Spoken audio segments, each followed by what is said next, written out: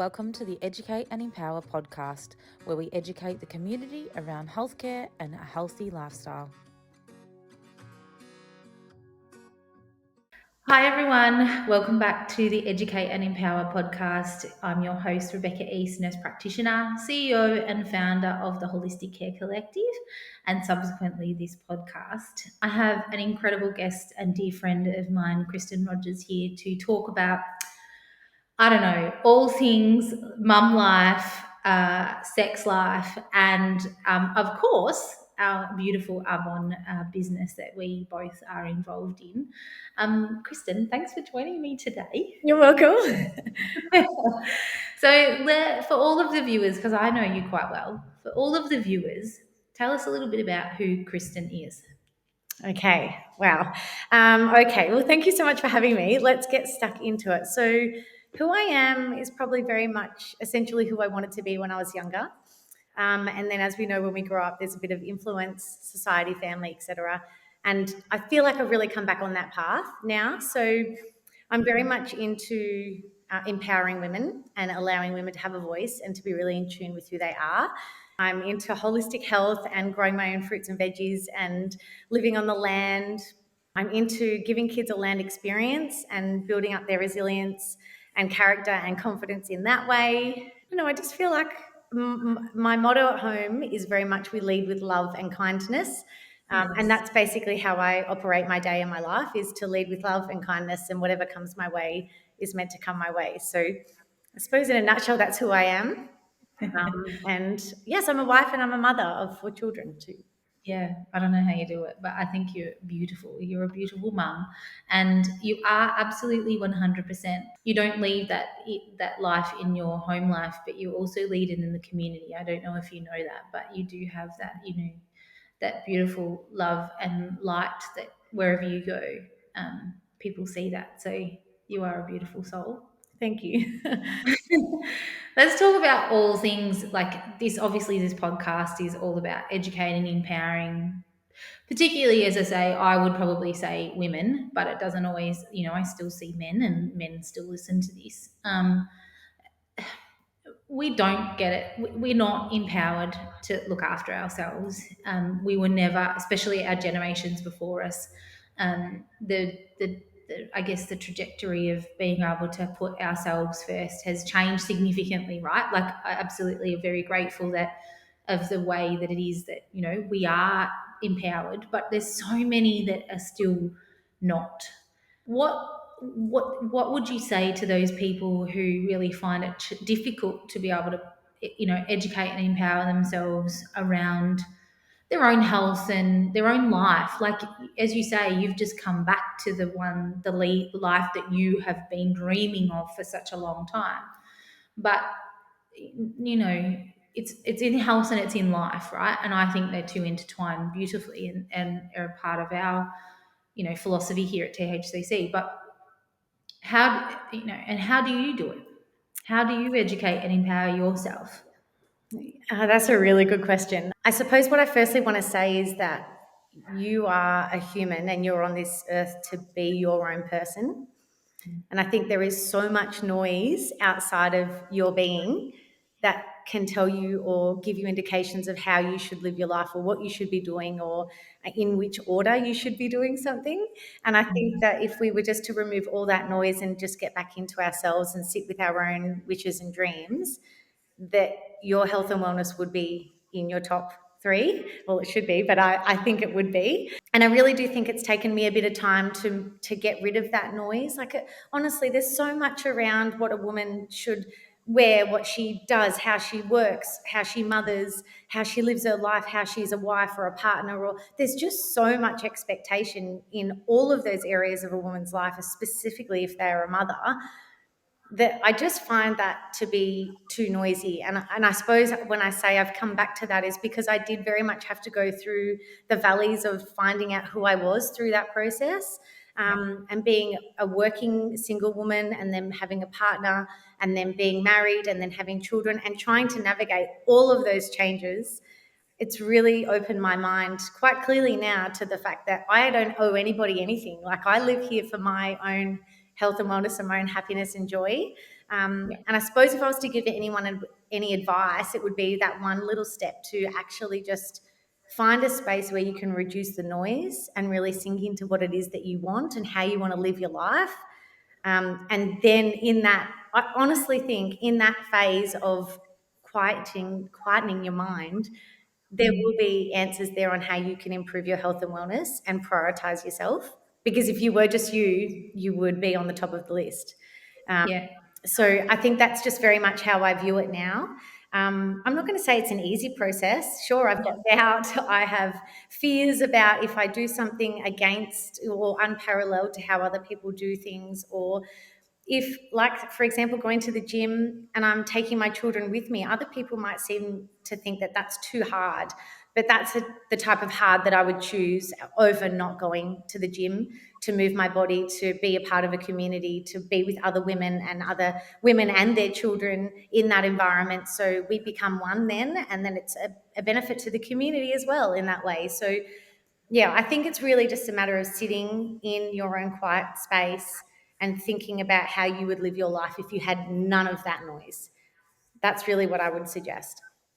Yeah, I think it's actually, I mean, it's a very beautiful advice, because quite often the noise doesn't even allow us to understand who we are, and let alone what we want. We have so many, and as you say, there's so many attachments to what a woman is. And even, in my own self-discovery, I always would say, so people would say, who are you? And the first thing I would say is either I'm a nurse practitioner, or I'm a wife, or I'm a mum, like those three things. But then I'm like, actually, I'm Beck, and I'm a human, as you say, and there is a whole lot around that. So you do have to understand who you are and what you want to do. And it sounds really, really quite a lot of, I always say to patients, I sound woo-woo, but in actual fact, unless you know who you are and what you want, you can't then make the next steps, whether it's in your house, and that's the conversations that I have multiple times a day here in the clinic, or whether I have them in the community with being a mentor or something like that. Yeah. Until you know where you're going, or that you can't take the first steps. Agreed. And you could take on the advice of somebody else and take that path in your health and wellness journey, only to come to how many months or years later to realize that none of that sits right. You don't feel happy. You don't feel like you've got any connection to your goals. Like, yes, you can live with somebody else's ideals, but it never will work out in your favor. And you'll just end up being back at the same spot again anyway. And yes, it does sound woo-woo, but I feel like we need a little bit more woo-woo in our lives these days, rather than a little bit more textbooks type information. I think the woo-woo is definitely necessary. Absolutely, 100%. And I'll give you an example of that, right? So we had a patient come in the other week that was all very much that I'm not celiac, but I'm gluten free. And I said, oh, okay, that's completely up to you. Like, that's your have no, and a lot of patients know I don't have any judgment around that, about anything that patients tell me. But they were eliminating a food because they'd been told that that would benefit a certain ailment or a challenge or a health issue that they had. But when we got to the crux of it, it was just that one of the gluten products that she was consuming was the main reason for her thing. So instead of eliminating all of the things, she only really has to limit one.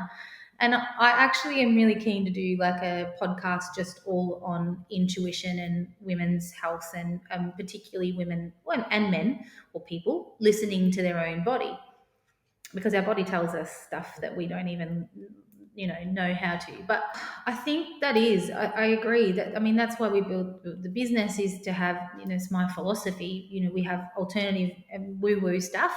Yeah. But we also, and I will ask a patient about their health and their lifestyle and who they are and what they want, because I can't help them if I don't know who they are. So yes, we want science, as you say, but we also need a little bit of that, who are you and what you're doing.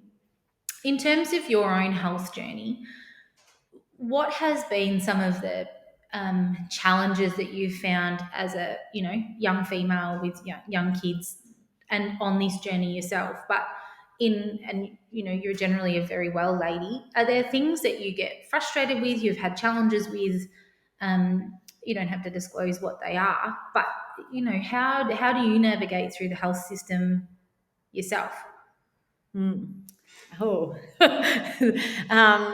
well, I suppose that comes back to having my own back, like, so being my biggest cheerleader and knowing that if I feel something isn't right, keep going until someone listens. And that's not just with my own health and wellness, that's also been with my children as well. And I think that, that concept of a mother knows best, but because they are the most attached to that person. So wouldn't it be great if we saw society as you know you best? Because then there would be no questions, there would be no doubt or judgment around how you're feeling, or something that might pop up that you think, oh, it's not quite right, but then get it squashed down again, like, oh, it'll be fine, it'll be fine. Like, imagine if we knew ourselves best, then those things wouldn't be a discussion.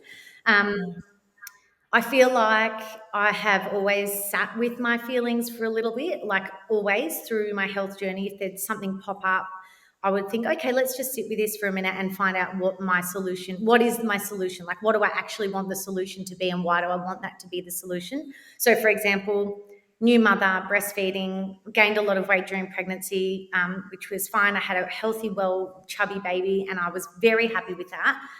But then, of course, as you're being that number one to that newborn baby, over time you can start to question, like, what is it that I actually want out of this when it comes to how I feel in my body? Because I know a lot of people talk about how I should look, but how do I want to feel in my body?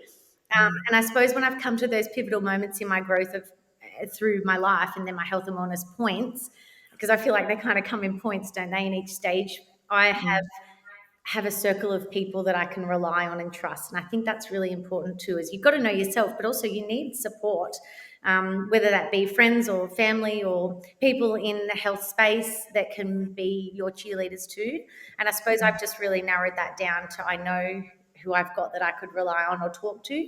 And because sometimes we can catastrophize, can't we? Like, when you're a newborn mother and you're sleep deprived, or, you've just had a really tough challenge in your life and you think, oh my gosh, like everything's ending and I'm never going to get through. And sometimes it's easy to do that. So if you've got other people in your corner that you can talk to, that you trust, and they're going to be an advocate for you, I think that helps too, because sometimes the brain can go a little bit wild, tell you stories. But I think they're the things that I really do make sure I'm onto. But yes, just really just keep going until you feel like you've been given the answers that you need. And not that you're always going to be right, but at least if you keep going to the point where you feel comfortable, then you yourself are going to be comfortable with that decision.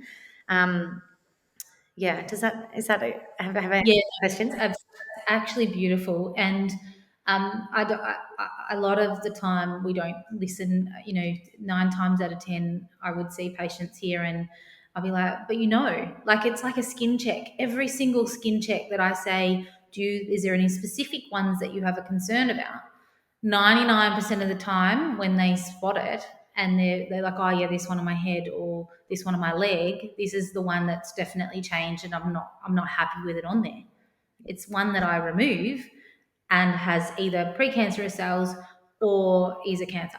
And a lot of people go, yeah, I've kind of been ignoring it for a while. I'm like, why were you ignoring it? Like, because that's when we are going to have the melanoma on you, and it's going to grow, or you're going to have more. And it's so much about listening to our body, because our body tells us. But as you say, the noise of our lives get in the way of it. But also, we're not educated. Certainly I'm lucky enough that I was, my gran and my nan were very much advocates for listening, and funnily enough, they always were promoting us to go and do it with our own health issues, but never would do it themselves. Mum was the same, and even from life perspective, Mum always wanted me to go out and see the world, and go to uni and explore the uni life and explore outside of the little old country town that I grew up in. Of course, I've come back because, like you, I wanted that space, but I want to create that space for my family. But in the journey, like as you say, you have to kind of get lost before then you come back again. and you also have to tap into yourself.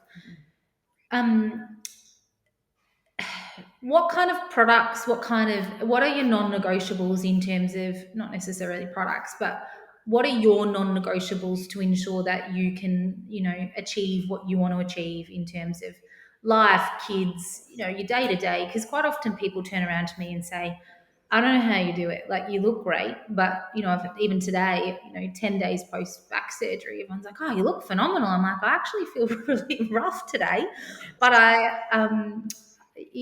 what are your non-negotiables in terms of your day-to-day, or even over the last few years? You can do whatever you want to do in terms of that, but that's worked for you as a busy mum of 4. Yeah, good question. Okay, well, I'm going to just put it out there. I have a checklist, everybody, that is Monday to Sunday, that is on my wall, that I tick off because I am a busy mum of 4, and I actually don't think we should all just carry it in. Like, the more you stack in to your mind, the harder it is to find a clearer path in your life. I studied psychology at uni, FYI, so I know a lot about the brain, and I absolutely love the brain. So I reduce the levels of uncertainty in my life by making it easier for myself. I could not care less if somebody else thinks that it's not, like, that's not cool, or it's not the way to go, or it works for me. And I also think that's another point that I would suggest, is that you're not going to be the same as someone that you find inspiring on Instagram, or your best friend who has the same number of kids and a similar career to you. You're actually not going to be the same. So you need to find out what works for you in that respect. So in my non-negotiables, and these have been my non-negotiables for a long time, because I found the way in which it works for me. So I have to exercise. I cannot go without exercise. Walking, and only just in the last couple of years have I started going to a gym. So I haven't been a gym gal ever. I've always been a runner, and then I had children, and I just didn't see, I didn't have the passion and fun for that anymore. So I was looking for connection and community, and then of course I found the right person for me, and then I joined that person, and then joined the gym. So that's one of my ones. Exercise, water intake, absolute necessity, 2 to 3 litres a day per day. Without those 2 things, my body doesn't function, but neither does my mental health. So those 2 are important. Reading, so whether that be personal development or a good fiction book, which again is only something that's popped back in since I've moved out of that newborn phase. I felt like I could sink into somebody else's life after that. At that point, I was very much in the survival mode of just like, how do I grow and how do I be a better person? Whereas now I'm into the fiction again. I also have meditation or mindfulness on there. And this is a huge thing for me, because I feel like, I don't know where along the path of meditation has it got confused, but I still very much think that everybody imagines meditation as I'm sitting and I'm omming and I've got my legs crossed and it's absolute bliss and quiet, and I've got essential oils, and like it's just the birds are chirp. Like, it's, oh my gosh, I still feel like people say, oh, how do you meditate? I could never meditate. Like, meditation to me could be a solo walk in nature with no phone, no music, no nothing, and literally just sinking into what is around me. Like, mindfulness and meditation doesn't have to be complicated. And it could literally be 5 deep breaths in and out. And our kids all know this. A 5-finger breath, like our children know this now. Like, they tell me, do we need to do some 5-finger breathing now? Or like, there are so many tricks and tips around that could actually help you connect back in. But mindfulness is a huge one for me. And I definitely know when I haven't done it. So I've got those, and then there's a couple of others on my list that do fluctuate. I make my bed every day, because that's like, who likes to make a list just to tick it off? But making your bed is like a natural click over in the brain in the mornings of, right, I've done one thing and I'm achieving. And it's a really simple habit to do. So making my bed's one of those. And then connecting with things that I love. So whether that is forcing myself to play with the children on a day I feel tired. I know that might seem counterproductive, but if I don't do that on the days that I don't feel like it, then how many days of a year am I missing out on doing those things? So those are there. And then the final thing, which I think we'll get into very soon, is ensuring that I'm connecting with my husband and keeping that space of my life healthy. So they're my non-negotiables, and they might seem like a long list, but once you create a really good habit, They're just a part of who you are. And I think that comes back to that point I was making before, is that you can't have your non-negotiables if you don't know to the core who you are and who you want to be and what you want to do with your life. So they're mine. And by all means, they don't have to be yours, but you might get some inspiration from them. 100%. And I think it's about, as you say, those have built over time and they fluctuate. And we don't always get it right, do we? Like, we don't always, Absolutely not. I didn't see my husband for 2 weeks because you've had back surgery. Like, or, I haven't had time to be able to run around with Freddie with the soccer ball or the footy because I can't. We don't always get it right, and we don't get them all in every day. But it's just about starting small. And even if you're not quite sure who you are, I quite often get, particularly with our weight loss surgical patients, because that's not just about weight. And it's so much bigger than that, because they are becoming the next version of them. And by creating that next version, I don't like a new version because we love the person who they are. But by exploring that, and so I actually get them to write out their dream life in terms of what, even to do a vision board of what they want to do when they've achieved some of, even as part of their weight loss journey. They might, so some people say that, they just want to jump on a plane and be able to do their seatbelt up easily. We'll book a flight, put the plane on the vision board type thing. Yeah. It's all about, but it's baby steps first. So even if you're not quite sure about who you are and what you want, if you know that, that part of your the big dream is to be able to go on a plane, and you put the plane on your vision board, or and walk or do things to achieve those things, to be able to then jump on the plane and do it. So, and I think, yeah, if I can say that, as you said, it changes and moves and morphs and adjusts as you go. But also, there should be no guilt or shame around if you miss something or you go a week or two without doing one of those tasks. I think there's so much pressure on being perfect all the time. But you know what I think is perfect is just having a crack every day with what you've got in front of you. And some days you won't have a lot to give, and then other days you'll have everything in you.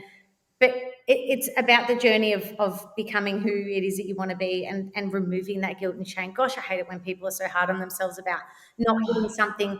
Oh, but I put it on my list, so I should have done it, or it was a goal of mine, so I didn't hit it, so now I'm a failure. Or we need to get rid of that negativity and that poor mindset of being so hard on ourselves, because it is just the journey. Yeah. And the all or nothing. Oh, that's a detrimental phrase. Let's cut that out of the English language. All or nothing. Gosh, no. Yeah. 100%, absolutely. So let's talk about sex, because a lot of us women really, really struggle with sex. I'm obviously a health professional. I don't generally, I don't know, it was never really a big thing in my family in terms of, we never talked about, we got the birds and the bees, but we never really spoke about it. I don't have a problem with that. And my nan was quite a prude, but it's really strange, because a lot of patients, I'll have 1 week where some weeks where they'll want to talk about sex all the time, because, whether they've had a hip replacement and they want to know when they can return, or weight loss surgery when they can return, or libido is a big thing, obviously, with my women's health conversation. And there's a lot of shame and stigma around talking about sex. But you're right. We are human beings. We enjoy sexual intercourse, and there's so many benefits to that we don't, it's almost, as you say, shameful to have sex, because, it's for a pleasure. It's just a job to get having kids, and you know what I mean? Like, Yeah. but you and I have had cheeky conversations in the corridors about your ways and connecting with Mark in a way that, works for you guys, but being not shameful around that and being open and having conversation. How have you navigated, I guess, sexual intercourse in this sex health and all of those things? How have you kind of, I love that you're not shameful at all about it, but you actually speak really passionate about it. And I know that you have a real passion for encourage sex talk within, our own community, whether it's just like you and I, or whether it's, not having a problem talking about it. Maybe not at school drop off, I don't know, but you know what I mean? Like at an event, let's talk about sex. Like, who cares? It's a natural part of our days. Like, Yeah, I think I think it's really sad when people say, "Oh, yeah, I've got to do that this week." Like, there's actually nothing more like that hurts my heart more when I hear not necessarily a married person, but anyone that I speak to say that, yeah, I better get back onto that. Like it's a chore. I think that there's a lot of research around like how important it is to have that sexual connection, not necessarily just sex, but to have that connection with a loved one, someone that you trust, and then it flows out in all areas of your life. And I mean, oh my gosh, so many of my friends know this. If they're having a bicker or there's tension in the household, not just with the husband, but the kids, and everyone's like razzed, and it's like, and I will say, when was the last time you had sex? When was the last time you were naked with your husband? Like, and they all, oh, yeah, and everyone giggles. Of course, here you go again. But it is actually an important question to ask. Like, when was the last time you did it and you actually wanted to? Or you enjoyed it, or you initiated it because you could see the need for it. And I think that it shouldn't be a shameful conversation. And it is funny how a lot of conversations that I know men that are around my age will be having with their other mates around the same age. So I'm 38.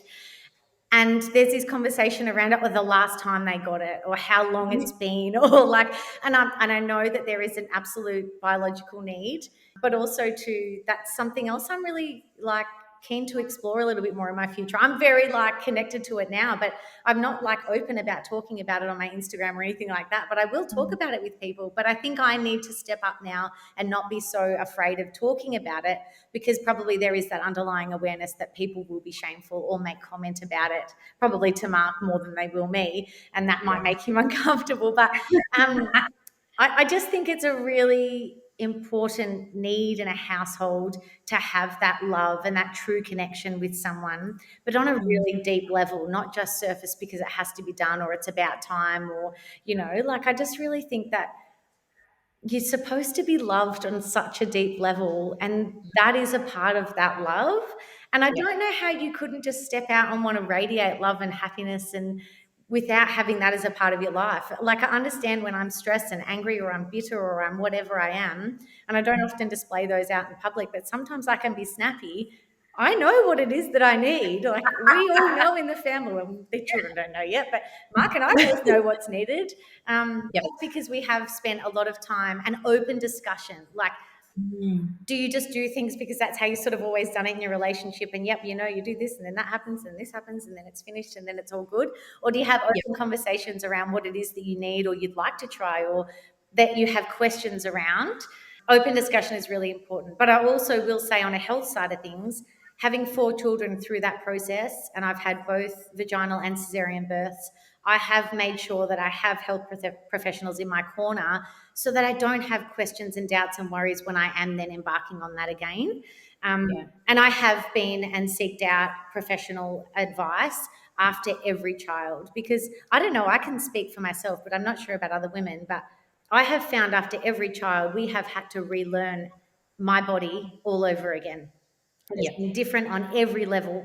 And like, if I could go in deeply, it is on every level that my body has been different, and that how I've responded to him, or his touch or whatever has been different with every child.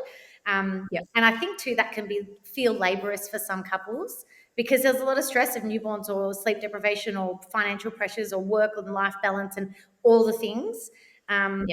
But I really do see it as a need and an important discussion to have with your partner about how to reconnect after life happens, if it is a newborn or if it's a something or other. Yeah, what other questions have you got for me? Well, I was going to say, if you were to advise, so someone who's listening to this podcast and goes, oh my God, how, it sits true within their heart, and they want more intimacies, but they don't, like, the other thing that we didn't talk about is, we don't put it out in the community. But a lot of women, or men, have a really difficult conversation, find it really hard to even have a conversation about sex with their partners. So you and Mark have a beautiful relationship, but and you would have started the conversation somewhere. Do you have any tips and tricks on, if someone is, as I said, listening to this podcast and really wants to enhance their intimacy with their partner, not just based around the sex, but just that connection, that chemistry that we all need, and as you say, it all is that deep love that we want. How do you how do you start it? Did you and Mark find that there was one way that was great conversation? You obviously, as I said, you have a beautiful relationship, but is there a tip or a trick that you can say? How do that woman or man or person have a conversation with their partner about increasing their intimacy or increasing the connection that they have? Yeah, okay. I've got a couple of things from a psychological perspective Yeah. for the women that are listening. If you have a man that you would like to talk to, my top tip is do not face them face on when you're having a conversation around things that may be conflicting for them or be vulnerable for a man. They do not like to be face to face on in discussion. So I would be sitting side by side, whether it be on the couch, in the car where they can't escape, or somewhere where where you're just sitting next to each other by the fire, like wherever it is, somewhere where it's comfortable and you're just hanging out. Side by side is really important. Women aren't so like that. Like a woman to woman, you can sit face to face and typically don't shy away from conversation like that. But men definitely side by side is my tip.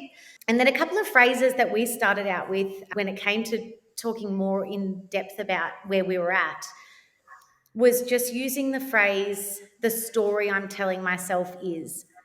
So let's do a hypothetical. Mark and I haven't had sex for, I don't know, a month, which would be a decent amount of time for us. So let's say, maybe I'll extend that. Let's say it's 6 months, okay? 6 months, 6 months that we haven't had sex, and I'm starting to wonder what's going on or what's happened. So I might say, like, you sit down and say, Mark, I just want to have a conversation about sex. Like, just call the elephant in the room. I want to have a conversation about it. And then this is what I'm going to do. I'm going to tell you that the story I'm telling myself is, and I'd really love you to listen without judgment, or don't, retaliate with, or don't get your back up. I just want you to really listen to me, because this is just my brain telling me these stories.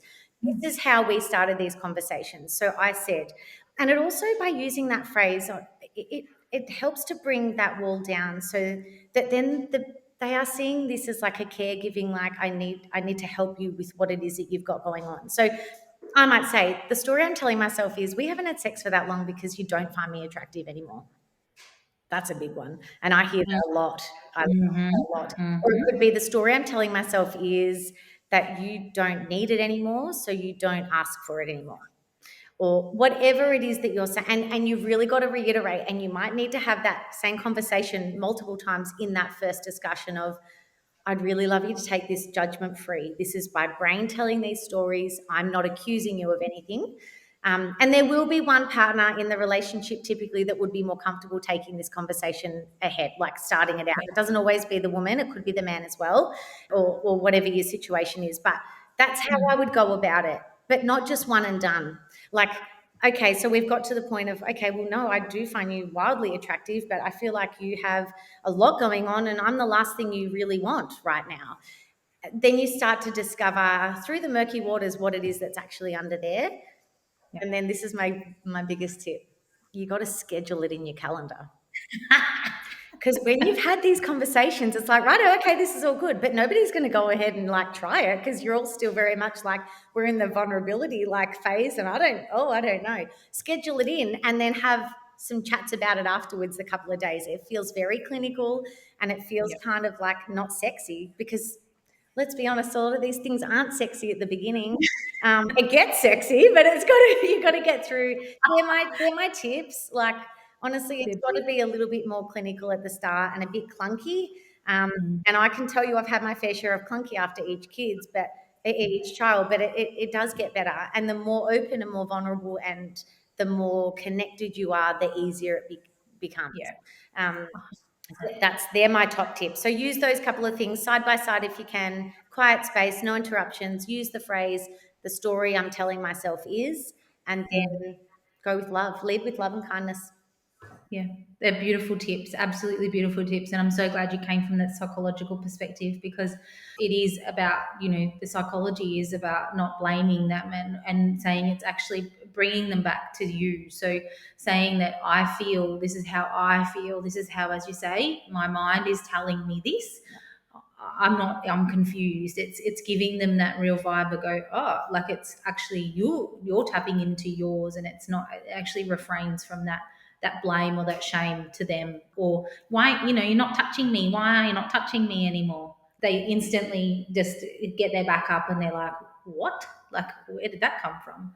So they're beautiful tips. And, for anyone who's having challenges with their libido, that they, as they start to explore this space, that even whether you're perimenopause, what have you, if you do want intimacy, there's no reason why you can start here. And if then libido still is really struggling, that's when I would say to, jump out and seek support, whether that's with me or with someone else within the community that they feel comfortable with, because our female hormones are remarkably responsible for that.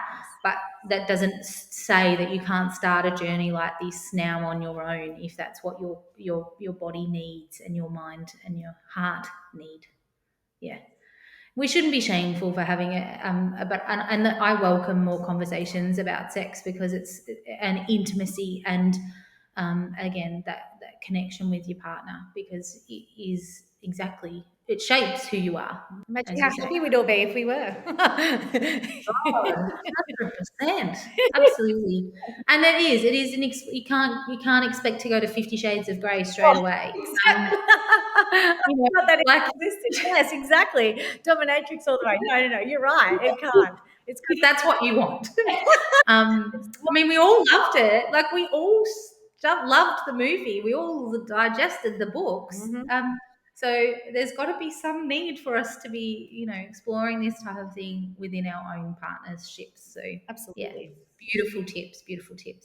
Explain to the viewers, some of them may or may not know about Arbonne from following me, but why Arbonne for you? What is it? Why do you love it?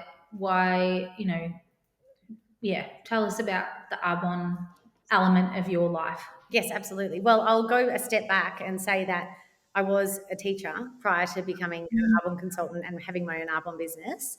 And I taught English and psychology and a little bit of humanities whilst I was teaching. And I loved my teaching job. I actually lived and breathed it so much. And I worked so many hours a week before I became a mother. And then I became a mother, and my direction in life and my whole essence of who I was changed completely.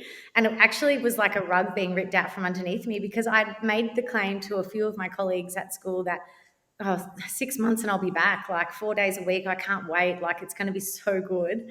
I stayed at home with my eldest until she was about 3 before I did any sort of care or any return to work, or like, that is polar opposite to what I planned, because it was a major shift in life for me, and the best kind of shift. And it wasn't until my eldest was 6 months old that I've thought, I don't know if I can even do this, let alone contemplate how I would manage it all. And then that's when Arbonne landed in my lap, and it really aligned. And I think too, there's so much stigma around business that's outside of traditional bricks and mortar, and at the time I was like a bit hesitant. Like, I'm like, I don't even know what this is. But then when I had to listen to it, there was a heart flutter. Like, I just knew, and talking about knowing who we are, I just felt like this energy riding all through me, like, oh my gosh, this could be it. And I'd like to think that I pushed the boundaries on that stigma of network marketing or online business in the network marketing space, because I do this because I love it, because the core of the business really was important to me.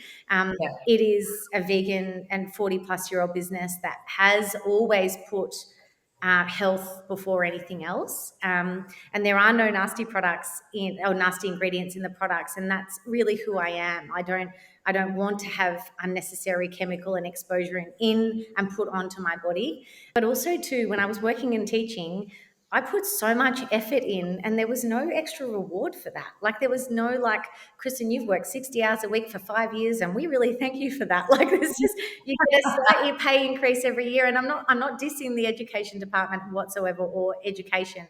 I love the career, and I'm quite possibly going to go back to it when my children are in school. But for that point in my life, I had put so much effort into my career, and there wasn't really anything else outside of my paycheck.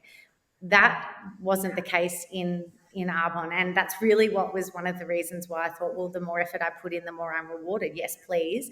The more lives I can change with these products. Yes, please. And ultimately improve my own life, because of the exposure to the community and the development personally, professionally. Like it ticks all the boxes for me. And I will continue to do my Arbonne business in and around my family for years to come. That I have no plans on stopping, because it is just such a smart business model, and it fits in my life where I make it fit. And owning a farm, having cattle, having 4 children, my husband that has his own business, I need it to be flexible, and it is exactly that. And the products bloody work, so like it's it's just Don't they? it's a no-brainer. It's a no-brainer. But yeah, that's probably how it started. And then here I am 8 years later, and still very much in love with, well, and look, we would never have met if it hadn't have been for this No. business and this community. And I thank my lucky stars every day that I get to meet and connect with the like-minded women and men that I do. So yeah, Yeah. that's the Arbonne business space in my life anyway. It's an incredible business, and obviously I've been in traditional medicine business for a very long time, and I've battled with my health and my weight for a lot of my life. I've polycystic ovaries. A lot of people know that, and so as soon as I started having periods and getting older, I really stacked on the weight, and I've got genetic predisposition for obesity anyway. So with the two combos. But I've tried so many products, and I was only saying on my stories the other day, I've tried that many products for health, just general skin and nutritional products. And for me to be able to continue to stick with what I'm using now with the Green Gut Glow and the Fizz and the skincare and the biotic sticks and all of those, like I have never been this well. I'm 41 and I've never been this well. Like it blows my mind, and I'm sad for the old Beck, because if I had have known what Arbonne was, who it was back then, I would, I may have been able to be healthier and happier earlier. But that's just the universe, and that's okay. But what I have been remarkably astounded by with this Arbonne business is that I have, as part of my career, I've been to multiple professional organizations, nursing organizations. I've spoke at conferences. I've ran education sessions about perioperative nursing mainly, but nursing in general, all over the world. But what this business, I was blown away when I attended our February meeting down in Melbourne. The community and the connection that you get and the self-development you get is mind-blowing. I know that I am a better human for being involved in this company. So for me, it's not actually about the money. I really couldn't give a crap about the money. It's actually about being a community. And as I said, you and I, we have such beautiful, joyful conversations. And I class you as one of my nearest and dearest. And we wouldn't have met. And I don't, as a solo practitioner, I don't get that, right? I don't get to be able to have, those deep and meaningful conversations about health and well-being with any others. And you know what? We never did that at the nursing conferences either. It was very science-based. And yeah, we'll talk about nurses should be doing this many hours and this many hours. But we never have the conversations. I've never experienced, like, it's giving me goosebumps and kind of emotional now. The Arbonne community is phenomenal. Like, as I said, what they do in terms of the community and the building and the nutrition support is what I, am envious of and would dream about doing at THCC. So yeah, you can't describe it until you experience it. I agree. And I think too, it's easy for people to have an opinion about why someone would take on an Arbonne business or something like this in the social selling space for income.